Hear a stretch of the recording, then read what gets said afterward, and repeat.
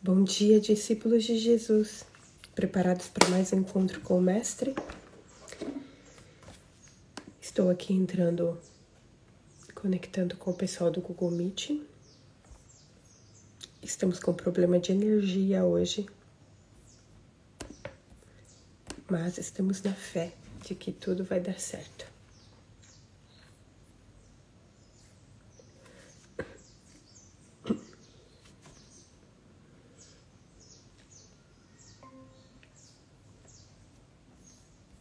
Bom dia. Quem vai orar para nós, para já iniciarmos?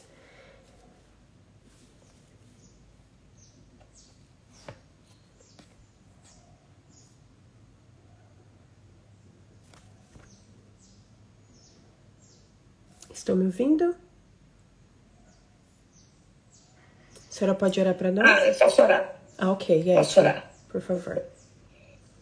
Querido Deus, obrigado por essa oportunidade de ouvirmos a Tua palavra, de estudar a vida de Jesus. E agradecemos por a gente conseguir estar aqui hoje, todas nós. Amém. E abençoe quem vai assistir também, depois em outras ocasiões. Amém. Amém. Então, só recapitulando um pouquinho sobre ontem. Ontem nós não tivemos transmissão, mas nós tivemos a ajuda da Lilian, que estudou conosco pelo Google Meet. E ontem nós estudamos sobre a cura de um surdo e gago, lá na região de Decápolis. Então, eu não sei se vocês se lembram, mas a região de Decápolis era aquele lugar onde Jesus ele tinha ido e tinha encontrado aquele homem endemoniado. E ele tinha uma legião de demônios ali, né? E Jesus curou aquele homem, só que as pessoas daquela região foram pessoas que não aceitaram Jesus, né? Nós lemos que a Bíblia fala que eles insistiram para Jesus ir embora. E só que Jesus, nós vemos esses dias que Jesus é o Jesus da segunda chance. Então, por isso, ele voltou à região de Decápolis e agora ele passa algum tempo ali naquela região. E o milagre que nós estudamos ontem, ele foi um milagre que foi realizado ali. Um milagre que foi feito na vida de uma pessoa que era surda, que era gaga, ou seja, aquela pessoa ela não tinha nem ouvido Jesus, porque ela não conseguia ouvir o que Jesus falava, ela não conseguia ouvir os ensinamentos de Jesus, mas nós vemos no relato de ontem que as pessoas trouxeram aquele homem para Jesus, aquele homem até Jesus. Então nós vimos que pela fé dos seus amigos ele foi conduzido para Jesus, e o mais importante é que ele foi curado. Então alguns amigos levaram aquele homem até Jesus e ele foi curado. E Jesus ele continua naquela região de Decápolis, né? E é isso que nós vamos ler hoje em Mateus capítulo 15, versículo 32 a 39. Se você puder abrir a tua Bíblia, Mateus capítulo 15, versículo 32 a 39. Nós também encontramos esse relato em Marcos, capítulo 8, versículo de 1 a 10, mas hoje nós vamos ler o relato de Mateus. Olha o que diz. Mateus, capítulo 15, versículo 32 a 39. Diz assim.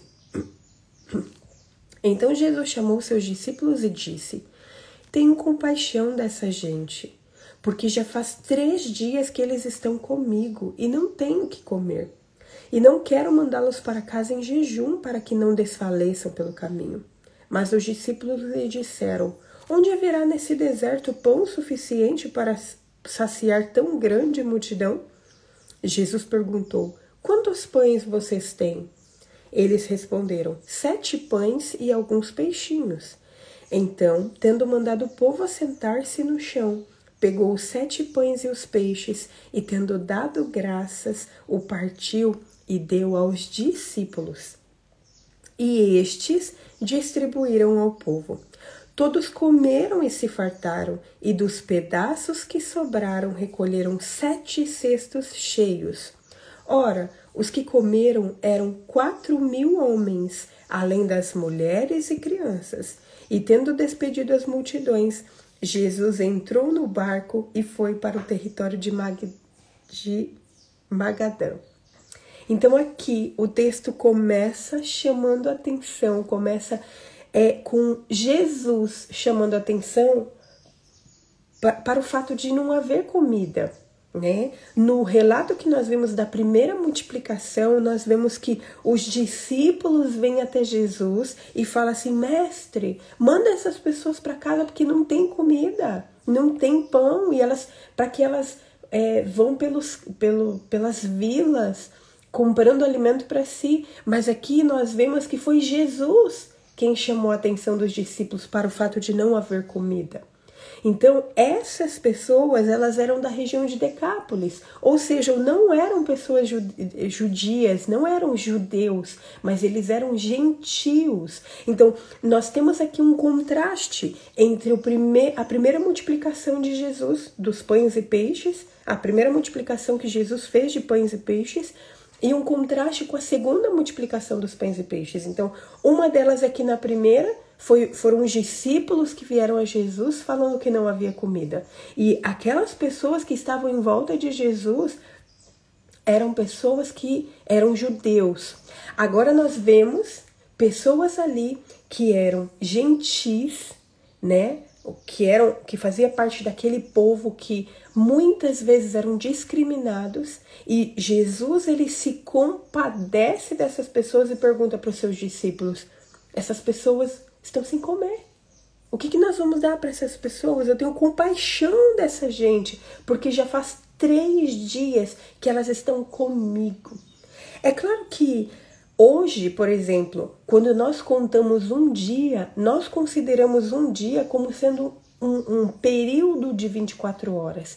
Na maneira oriental de contar os dias, não necessariamente eram 24 horas. Então, por exemplo, por isso que fala que Jesus ele permaneceu 3 dias morto. Então, parte da sexta, o sábado inteiro e início do domingo. Então, isso significa 3 dias na interpretação oriental. E aquelas pessoas, a gente não sabe se elas estavam ali por 48 horas, talvez um pouco mais, um pouco menos, mas o que importa é que elas permaneceram com Jesus, demonstrando ali um grande contraste com a primeira vez que elas tinham se encontrado com Jesus, porque a primeira vez que elas viram Jesus foi quando Jesus expulsou aquela legião de demônio daquele homem, né, daquele endemoniado, e essas pessoas, elas tiveram um prejuízo financeiro, então elas insistiram para que Jesus fosse embora. Agora é diferente. Mesmo que elas estão sem comer, elas permanecem com Jesus. Permanecem. E a Bíblia começa falando já no primeiro versículo que Jesus se compadeceu deles. Jesus, ele sempre é tocado pelo sofrimento e as necessidades humanas. E por isso que ele chama a atenção dos seus discípulos para essa realidade. As pessoas estavam ali há 3 dias sem comer.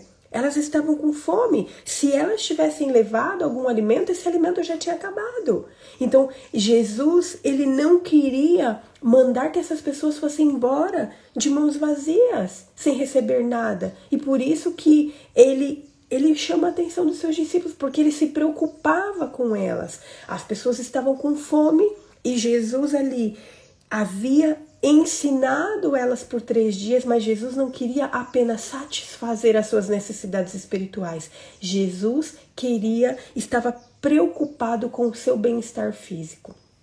Só que o que chama atenção nesse relato, novamente, é a incredulidade dos seus discípulos. No primeiro milagre, perdão, na primeira multiplicação, não haviam precedentes de multiplicação. Então, por isso que quando os discípulos falam assim, aonde nós vamos encontrar pão para tanta gente? É até aceitável, porque eles nunca haviam visto a manifestação do poder de Jesus para alimentar 5.000 pessoas. Na realidade, não eram 5.000 pessoas, eram 5.000 homens, sem contar mulheres e crianças. Então, Provavelmente na primeira multiplicação de Jesus tinham ali aproximadamente 10.000 pessoas. E agora Jesus está com 4.000 homens. Ou seja, utilizando a mesma proporção ali, cerca de 8.000 pessoas. E os discípulos novamente questionam: aonde que a gente vai encontrar pão suficiente no deserto? Como que pode pessoas que já haviam visto o poder de Jesus multiplicando alimento ainda serem incrédulos? Eu não sei se vocês prestaram atenção, mas os últimos milagres de Jesus, desde o milagre da mulher cirofenícia até o milagre que nós estudamos ontem, Jesus ele está sempre tentando ensinar aos seus discípulos de que o seu poder, o seu auxílio está disponível para todo tipo de pessoa. Na primeira multiplicação de pães e peixes, Jesus estava atendendo judeus. A maioria das pessoas que estavam ali eram judeus e agora eram gentios. Talvez os discípulos pudessem pensar assim: olha, Jesus ele não vai alimentar essas pessoas porque elas são gentias. O próprio Jesus, quando se encontrou com a mulher cirofenícia, ele afirmou: não é bom tomar o pão dos filhos e lançá-los aos cachorrinhos. E os discípulos, eles tomaram essa afirmação no sentido literal, no sentido assim: Jesus ele não vai multiplicar pão e peixe para essas pessoas que nem acreditam nele, para essas pessoas que são gentis, né? Eu acho que é essa a palavra, os gentios. Só que Jesus ele estava tentando ensinar para os seus discípulos que o reino dos céus, que ele havia vindo estabelecer e que o território era o coração humano, esse reino dos céus estava disponível para todos, inclusive para aqueles que eram considerados gentios.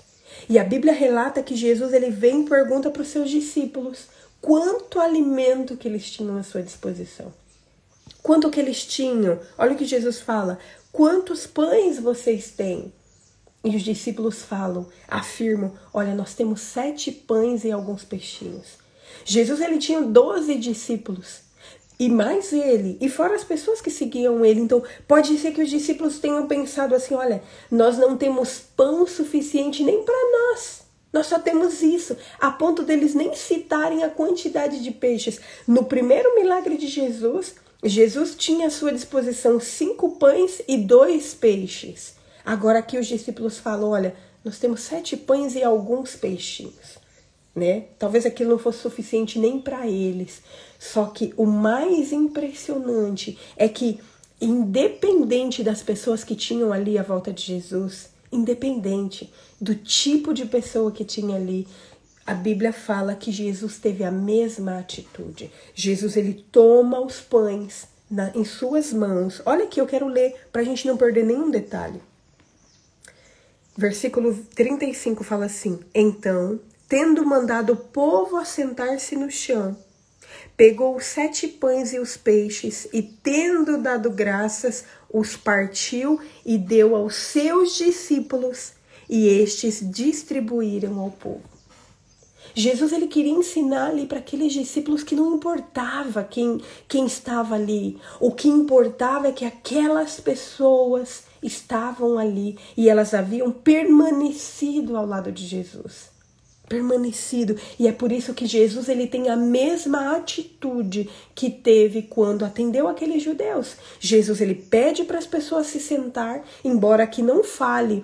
Naquela ocasião da primeira multiplicação, a gente vê que Jesus pediu para que as pessoas sentassem ali em grupos de 50, em grupos de 100. Aqui não fala se Jesus pediu para elas se sentar nesses grupos, mas pediu para que elas se assentassem. Ou seja, para que elas esperassem o milagre, porque o milagre iria acontecer, não importava que tipo de pessoa que estava ali. E a ordem é a mesma. Jesus ele toma o alimento em suas mãos. Jesus ele olha para os céus, ele abençoa aquele alimento, ele ora por aquele alimento, dando graça, reconhecendo que todo alimento vem de Deus. Alimento é dádiva de Deus, era um milagre de Deus. E Jesus abençoa e parte aquele alimento. Só que Jesus, ele não parte aquele alimento e dá diretamente para as pessoas. Jesus dá ali nas mãos dos seus discípulos, para que eles fizessem parte daquela obra de distribuir o pão do céu para aquelas pessoas que eram tão discriminadas, para aquelas pessoas que muitas vezes eram tidas como indignas de receber os milagres de Deus. Olha que quantas lições nós podemos tirar para a nossa vida desse pequeno relato. De um relato que às vezes a gente corre o risco de pensar que é o mesmo. Só que nós vemos pelos detalhes que não foi o mesmo milagre. Foram situações diferentes, foram para pessoas diferentes. E a primeira lição que nós podemos tirar para a nossa vida é que Deus se compadece das pessoas. Não importa quem sejam as pessoas, Ele sempre está disposto a ensinar e a suprir todas as suas necessidades, quer sejam espirituais ou físicas. Não importa o tipo de pessoa, não importa se são pessoas consideradas judias, como pessoas que acreditam, que esperam o reino dos céus, ou não importa se sejam pessoas que em algum momento da vida como que eu vou dizer? Não importa se sejam pessoas que já rejeitaram Jesus em algum momento da vida. Jesus, ele sempre está disposto a vir a essas pessoas, a se compadecer dessas pessoas e atender às suas necessidades. Primeiro ensinar, Jesus ele sempre vai ensinar primeiro, para depois suprir as necessidades. Outra lição que nós podemos aprender dessa história é que aqueles que permanecem ao lado de Jesus, aqueles que estão dispostos a ouvir Jesus e aprender com Jesus, nunca voltam vazios. Na primeira multiplicação, Jesus ele fez com os judeus. Jesus fez com que os judeus voltassem para casa fartos, alimentados espiritualmente e fisicamente. E nessa segunda multiplicação, nós vemos os gentios encontrando abundância em Jesus. Eles receberam o mesmo alimento, eles comeram até se fartarem. E nos 2 milagres fala que sobrou. Jesus ali recolheu porque sobrou, foi abundante o milagre. Jesus ele sempre quer oferecer muito mais do que aquilo que nós pedimos ou daquilo que nós buscamos. Sempre vai haver abundância em Jesus. E nós precisamos aprender de uma vez por todas que Jesus ele não faz acepção de pessoas. Ele sempre vai atender às necessidades espirituais e as físicas de todos aqueles que vierem a Ele e que permanecerem nele. Não importa quem são, não importa se já o rejeitaram em algum momento, não importa como eles chegaram até Ele. O que importa é que essas pessoas, elas sempre vão sair em abundância. E elas vão sair diferente, porque aquilo que Jesus oferece é sempre abundante. E o convite para nós hoje, o convite para nós, por meio desse segundo milagre de Jesus, é permanecermos em Jesus. Não importa quem sejamos, não importa se em algum momento já rejeitamos Jesus por medo de sofrermos ali perdas. Não importa quem sejamos, não importa quanto tempo nós ficamos rejeitando Jesus, nós estamos sendo convidados a permanecer nele. Mesmo que sejamos levados ao deserto, mesmo que tenhamos que ir mais longe, mesmo que não tenhamos provisões para permanecermos em Jesus, Ele vai se compadecer de nós e vai suprir todas as nossas necessidades. Nós temos que manter em nossa mente que grandes coisas o Senhor quer fazer na nossa vida se apenas permanecermos ao lado dele. Vamos orar? Vamos pedir para Jesus nos ajudar, para que ele nos ajude a não olharmos para as pessoas com indiferença, para nós não pensarmos que o seu reino está disponível a apenas algum tipo de pessoa, a percebermos e aprendermos de uma vez por todas que Jesus está disponível a nos ajudar a experienciar a abundância em nossa vida e na vida de todos aqueles que permanecerem. Vamos orar. Querido Deus, nós te louvamos, ó Pai, porque o Senhor sempre está disposto a nos dar uma segunda oportunidade para vivenciarmos a abundância que o Senhor quer fazer na nossa vida, ó Pai. Senhor, nós te pedimos perdão pelo tempo que perdemos ao te rejeitar, por nos preocuparmos tantas vezes com as coisas que nós vamos perder, por nos preocuparmos, Senhor, com os nossos bens, com aquilo que nós perdemos às vezes quando nós te seguimos. Nós te pedimos perdão por isso, Pai. E nós te pedimos, Senhor, nos ajude a permanecer ao teu lado. Mesmo que sejamos levados para o deserto, mesmo que não tenhamos provisão suficiente, nos ajude a crer que permanecer ao teu lado sempre vai ser o melhor, porque o Senhor está disposto a suprir todas as nossas necessidades, ó Pai. Nos ajude, Senhor. Nos ajude a permanecer ao teu lado, não importa o que aconteça, nos ajude. Nós nos colocamos em tuas mãos, gratos por tudo que o Senhor já fez na nossa vida, gratos porque hoje o Senhor está nos dando uma nova oportunidade de permanecermos ao teu lado, e gratos porque o Senhor ainda continuará. Que o Senhor continue fazendo a obra na nossa vida. Tudo isso nós te pedimos e agradecemos. Em nome de Jesus. Amém. Amém. Queridos, foi um prazer estar com vocês mais esse dia. Amanhã nós continuaremos estudando sobre Jesus. E amanhã nós vamos estudar Marcos capítulo 8, versículos 11 a 13, quando os fariseus pedem um sinal novamente a Jesus. E nós vamos ver qual foi a resposta de Jesus para essas pessoas. Que nós continuemos nos enchendo da palavra de Deus, permanecendo aos pés de Jesus, para sermos cheios do Espírito Santo. Um ótimo dia, que Deus abençoe a todos. Amanhã nós nos encontraremos novamente. Tchau, tchau.